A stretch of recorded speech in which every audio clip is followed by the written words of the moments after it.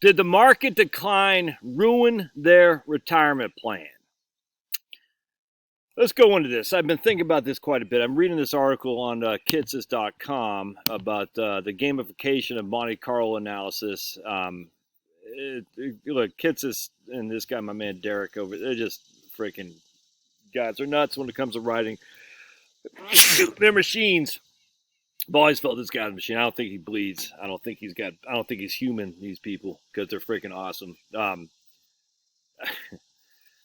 Anyway, so I've been thinking. So I've been reading a lot about from Kitsis because it's so much in the Kitsis stock. I subscribe to it, and I don't give it nearly enough reading as I should. But when I do, it just makes me think. And of course, that you can smell the smoke of all the thinking. My brain's on fire. Anyway, so I'm looking at, we're going to do John and Julie Sample. John and Julie Sample. We're going to have them live in Iowa. All right. The reason we have them live in Iowa is because I had a number of clients last week. In fact, a guy I'm talking to later today from Iowa. All right. So we're going to have John live until he's 85. We're going to have Julie live until she's 90. So John will predecease Julia. Julia will be a widow for about 5 years or so. All right. We're just throwing these numbers out there. It doesn't matter. All right. Their net worth consists of, we're not using the money they have in cash. We can just zero that out. It won't matter. But they have $314,000 in investments in John's IRA, which is in Wellington Fund. They get a house that's worth, we'll say, $300,000. It doesn't matter. None of this matters. I mean, the investments matter, but the house doesn't matter in this regard because it's not part of cash flow. Remember, retirement plans are based on cash flow. Cash flow is all that matters. And your house is not part of cash flow until you convert it into cash by a reverse mortgage, downsizing, or taking a home equity line of credit, which in of itself may not be a cash flow because you have to pay it back. Anyway, so they got $314,000 in Wellington. All right. There, boy. Bob wants to say hello. There we go. All right. $314,000 in Wellington. Yes, my breast stinks. Their goals are they're going to retire right now. So they both retire. They're both retired right now. They have $3,500 a month in living expenses. Now that does not include health care. All right. So hold on a second. Excuse me. They got right here. So the health care is about $5,000 a year because they're going to go on the exchange, and because they don't make that much money from a taxable income perspective, they'll qualify for Obamacare. All right. So anyway, we're saying about $5,000 a year, $400 a month for healthcare, if that makes sense. All right. Now their income is nothing. The only income they're going to have is Social Security. Julie will get $2,000 a month at her full retirement age of 66. John will get $2,750 a month at his full retirement age of 66 as well. So between their Social Securities, they're going to get $4,750 a month. Not too shabby. That's $55,000 a year basically. All right, they got no pension, nothing. The only amount of money they have is in Wellington at $314, and they get a house that's $300,000. All right, then we got to look at healthcare for retirement healthcare costs. I usually charge about $550 per person once Medicare kicks in. That includes Part B, because Part A is free, but Part B is your physician services. That's about $200 a month, I say. Part D is your prescription drugs, so it's about $50 a month. That's $250. Then you're gonna get a supplemental policy, and you still gotta get your eyes, teeth, and ears as well. So basically, we're saying it's gonna be about $550 a month, $500 to $550 a month per person once you're on Medicare. All right, so now, and they're spending $3,500 a month. That's $42,000 a year on top of Medicare. So if Medicare is costing another $1,000 a month, give or take. So their total draw is about $5,000 a month when all is said and done. So we're going to go to retirement. I'm going to show you something here. And they're sitting at 74%. So we're looking pretty good. We're not great, but, again, we're going to show you what that means here from a pure cash flow perspective. So right now they got no income coming in, all right? They're going to pull from their portfolio because Social Security isn't kicking in. They got to pull their entire living amount from their portfolio. So it costs them roughly $5,000 a month to live. And then they got to pay tax. So that right there still keeps them well within Obamacare qualification. And then, of course, when they're 65, they'll go on Medicare anyway. So in 2023, there's going to be 5,000, basically 45 to 5,000 a month to include taxes. That's basically 60,000 bucks that got pulled from the Wellington Fund. 2024, $70,000 that got pulled from Wellington Fund because their healthcare costs went up, and then they'll start taking Social Security at their full retirement age. All right. So we're looking pretty good here, man. I mean, I'm only giving them what 5.3% rate of return with a pretty significant downside risk here. That'd be a 25% down on any given year, which is worse than Wellington has ever had. And yet we're still coming in at about 74%. I'm pretty comfortable with that. 100%. I got no qualm with that at all. Because the worst case scenario, this is what I tell people all the time, is that they're going to have that from Social Security right there. Now, this is adjusted for inflation with only a 2.4% COLA. But I mean, literally, the worst case scenario is they'll have the equivalent of $5,500 a month, and basically a little bit more than $5,000 a month in Social Security. Literally, the worst case scenario. Now, again, I mean, would that be enough? I don't know. But if that's the worst case scenario, plus you got a house that's worth, $200,000, or no, $300,000, yeah, you're gonna be fine. I mean, you can, again, take reverse mortgage, sell the house, whatever you got to do. Now, that does not include long-term care. And everyone's like, what about long-term care? Yeah, I'm a mess. I haven't shaved, haven't showered, haven't brushed my chops yet. But it's just too nice. The dogs want to come outside, so I had to get this video done while I'm thinking about it. So I'm like, oh, I get it. That sucks, but be it as it may.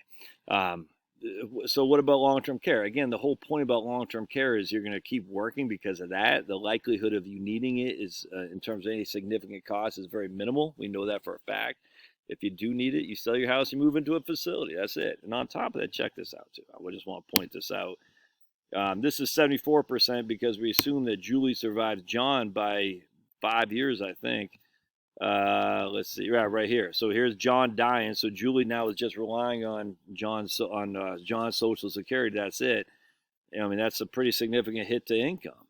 So if we have John dying at the same time Julie does, they're looking pretty good, man. Let's see, we have him dying at 90 as well. All right, so watch. And again, I don't like that because I want to assume that someone dies earlier than the other person, essentially leaving the woman, and now we're at 77%. So we're good. But that's not what I want to show you about. I'm painting the picture here of well, that's 88 for some reason, whatever. But now we're going to do a market decline. So remember, we're at 75%, 74%. We're fine. I would say absolutely go to retire. I get no qualm with that at all. 72%. All right, so we're sitting pretty. We got John dying at what age? Oh, 80. Why did it change? I want 85. John died at 85. Let's just make I'll say 86. I don't care. I just want to get over the 75% threshold. So I want to show you something here. Again, 75% is my go-to. I'm trying to get, there you go, 75%, perfect. All right, so now what we're going to do, though, is we're going to have the Wellington drop by 20%. Is that what we had? Hold on a second. Is that 314? 314 now. We want to drop by 20%. So 314 times 0.8 should be 251. All right, so we're going to have Wellington at 251. So it's dropped by 20%. 44, or Wellington's trading at $70.59 a share. So we'll just say 250 divided by 70.59.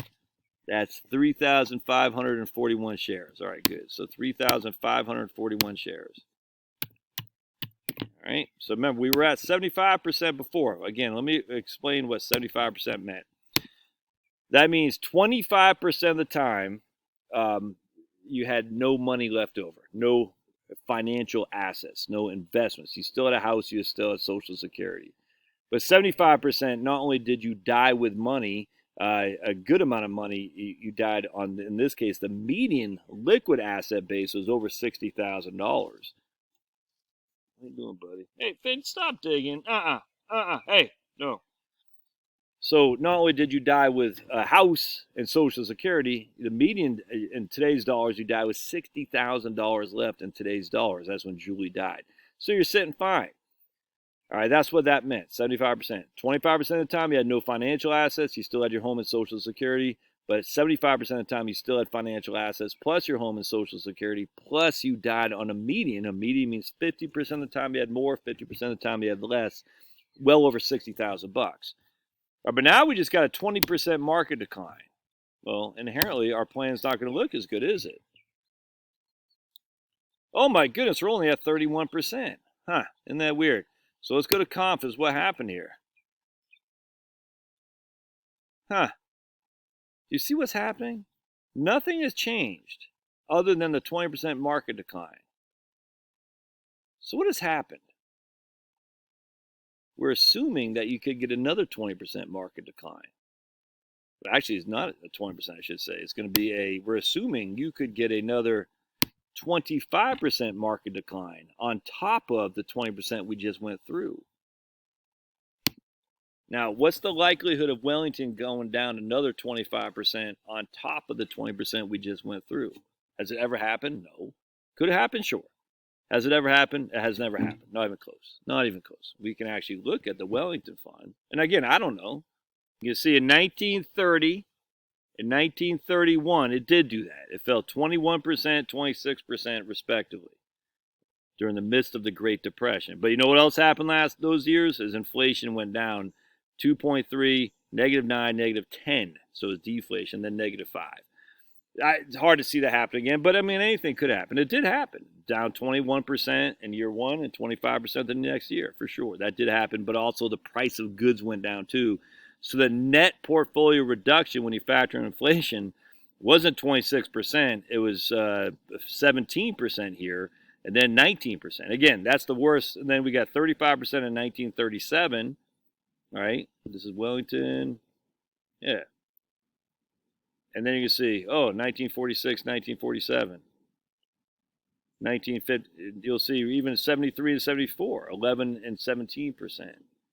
And I mean, it never has, since then, hasn't done anything. I mean, even in 2001 and 2 was up. 2000, 2001 was up, and 2002 was down. I mean, again, it could happen, but not likely. So now we're at 31%, and the reason we're at 31% because we're already down, man.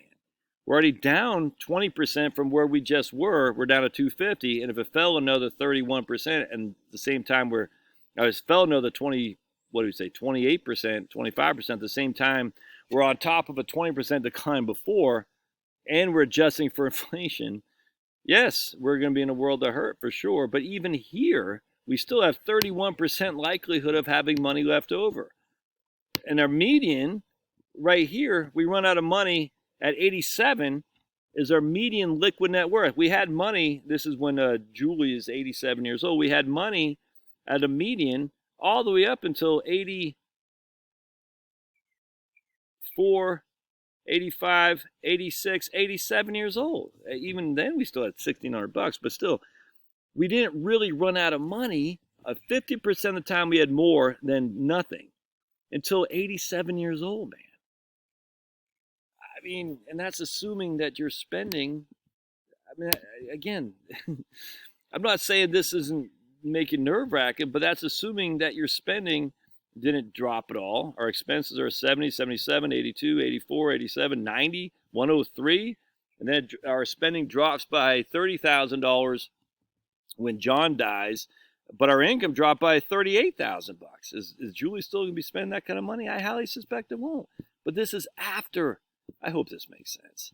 This is after a market crash of market decline of 20%.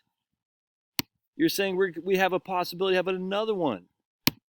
Not only another 25% crash, you have a possibility of having another one on top of that, which has never happened. We never had a 20, 25, 25%. And this is where the Monte Carlo can lead us a little bit askew because we're like, what's that likelihood of happening? As if we live in this vacuum. So now if we go back to profile, and we're just going to make this, again, our goals, because I want to show you again how this works.